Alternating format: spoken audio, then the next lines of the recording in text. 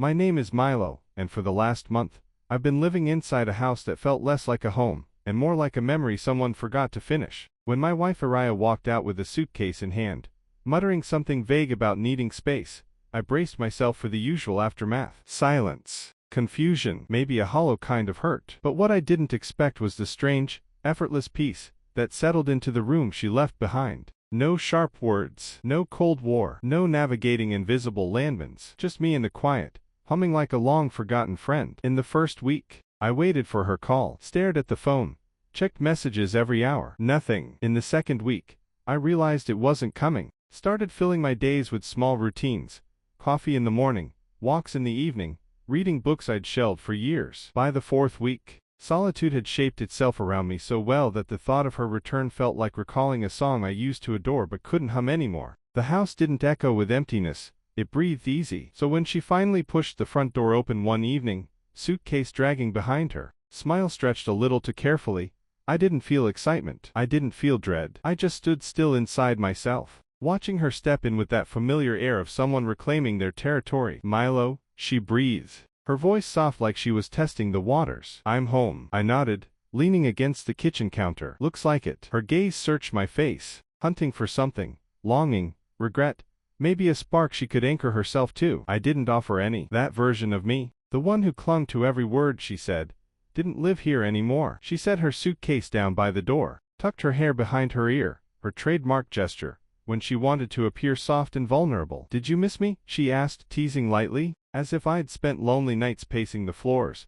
wishing for her shadow to fill the hallways again. I gave her a small, polite smile. I didn't even have time to. The words hit her harder than I meant, but I wasn't taking them back. Truth lands how it lands. Her expression tightened, first confusion, then something sharper, like a mix of hurt and surprise. Before she could respond, the bedroom door clicked open down the hall, and two figures stepped out. Cleo and Nova, her twin cousins, hair rumpled from a nap, wearing matching oversized shirts they'd borrowed from my closet. I had almost forgotten they were still here, blending into the background so seamlessly. They'd come to town for an internship a month ago, planning to stay in a cheap motel. But when Arya left, they asked if they could crash here to finish out their last few weeks. I said yes without thinking twice. They were easy company, respectful, quiet. They bought groceries, cleaned up after themselves, and didn't turn every conversation into a pop quiz I wasn't prepared for. We'd share meals sometimes, talk about their work, or random things like movies or the weather. Nothing deep,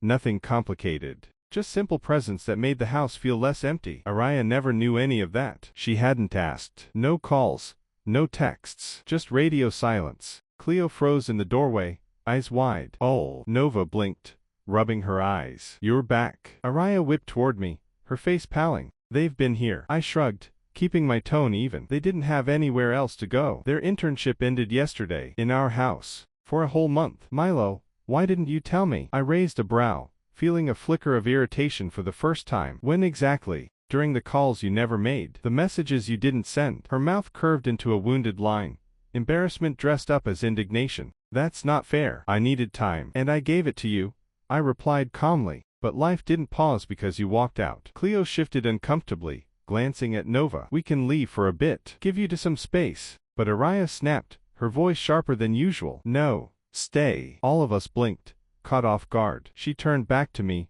pressing on. So they were here the whole time I was gone? Yes, I said. They kept to themselves. I barely saw them outside of meals. And you didn't think that was strange? Living with two women while your wife was gone. I looked at her, feeling more tired than angry. Why would I? They're family. And you're the one who left, not them. The air thickened, not with resentment, but with truths we'd avoided for too long. Arya glanced at the twins again, and something flickered in her eyes. Not jealousy, not suspicion, something smaller, more vulnerable. Insecurity. She whispered, I didn't think you'd be okay without me. There it was, her truth. Not about love, not about our marriage, but about the pedestal she thought she stood on. The one where she was indispensable. You thought leaving would make me chase you, I said softly, no accusation, just clarity. She didn't deny it. And you didn't, she murmured, almost to herself. You really didn't. No. I paused, letting the word settle. I didn't relish it or resent it. I just noticed. What happened to us? She asked, her voice cracking a little. We stopped listening,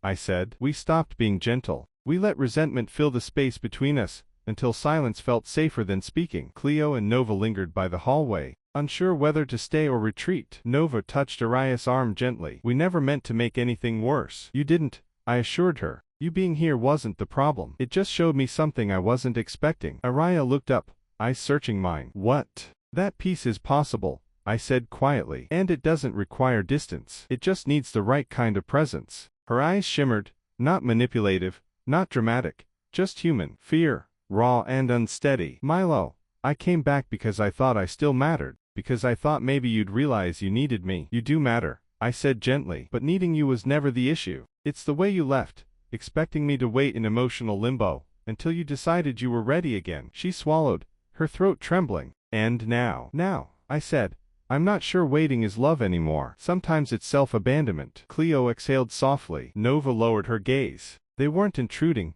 they were witnessing something fragile and real. Arya wiped her cheek, a single tear escaping. "I didn't mean to hurt you." "I know," I replied, "but intention doesn't erase impact." The four of us stood there in a strange, careful quiet, like the air itself had shifted. Then she whispered, "What do you want me to do?" I didn't answer right away. Not out of punishment, but out of honesty. "First," I said, "I need the truth. Not the dramatic kind, the real kind." She nodded slowly, her shoulders relaxing just a fraction. "And second, I need to know if you came back because you love me, or because you didn't expect this house to stand without you." Her lips parted, but no answer came. Maybe because she'd never asked herself that. Maybe because she didn't know. "I think," she whispered finally, "it might be both." I sighed, not defeated, just aware. "That's what scares me." Cleo stepped closer, her voice soft. "Maybe this isn't a moment to decide everything. Maybe it's just a moment to admit what's broken." Nova added quietly, "And stop pretending it isn't." Arya looked at me,